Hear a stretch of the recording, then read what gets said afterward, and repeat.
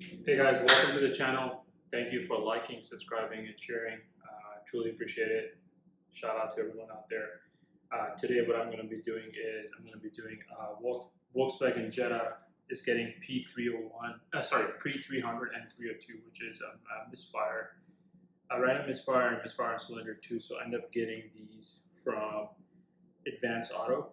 You can get them in AutoZone. I know Volkswagen by default refers to Bosch double platinum, and on the Jetta 2.0 they are gapped to be 0.032. I've seen people do it from 0.024 all the way up to 0.032, but the factory default is 0.032, which should be gapped, but I also have a gapping tool that we can check and use. So what today we're going to be doing is replacing the spark plugs. Let me get the hood open, let me get the lights on, and I want to show you where they are. Basically what happens is there are 4 in the front. The outside 2 are really easy to get to. The third from the driver's side is a pain in the butt because it's all the way in the back. So let's see how we can reach it, get to it, and change them. Hopefully this will be it. We don't have to replace the coil pack with the wirings or anything like that and run into long issues. The reason we're changing is, like I said, we got P300 and P302, which is a random misfire in the second cylinder, hoping that takes care of it. At the same time, click on the video link up, the top down. That's what I use to reset the light and check the codes on the car. So if you were to click up there, you can see the review of the top down OBD link reader. Okay guys, so let me walk you through. So this is your one cylinder. Obviously I've loosened them, they're opened up.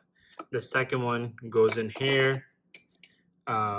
Where behind my hand, and I'll move over and show you. You can see in there, that's where down there is a plug, the coil pack on top. Yes, you can remove all this, but I'm trying to do it without removing any of this and try to get underneath it. I didn't even remove this wiring harness at all. I left it alone. You can see the plugs down there, one down here, and then if I come on the passenger side, there's one up here. This is the only wire that I removed from here. So there's the one here, which is so easy to do, and then one is all the way down there that I already removed the coil pack. Okay guys, so this one is the first one I'm doing on the driver's side, taking it off. So what I'm going to do is take it off. Once you got it loose, just use it with a hand. Comes off. I am using spark plug socket. It's the 5/8 attachment to it, and you can see this one is dirty, as you can see.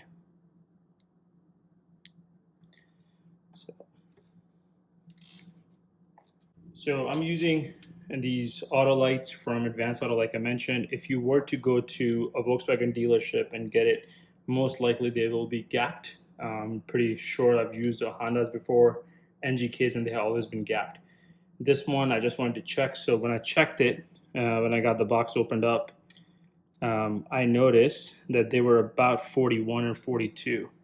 I'm not sure if I clearly I can get in the camera, but this is set to 32 now, 0.032 for gapping.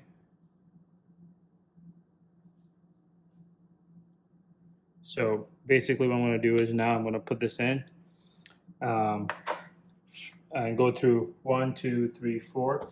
And for the other ones, I'll just fast forward the video so you guys can see the quicker process as how to do it. Once you put this in, since this is a brand new one, I am expecting this to get stuck in this socket. So you will need some sort of a nose plier to pull it out because there's a rubber garment inside your spark plug socket if you run into that issue. So put it down, sit it, and then in the beginning you want to do it with your hand. You don't want to do it with a wrench.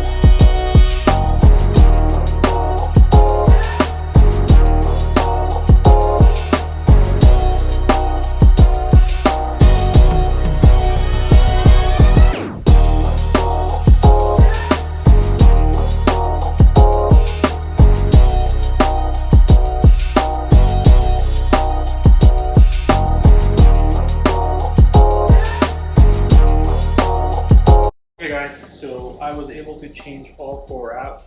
Let me get them up for you. You can see they're dirty. I don't see any oil.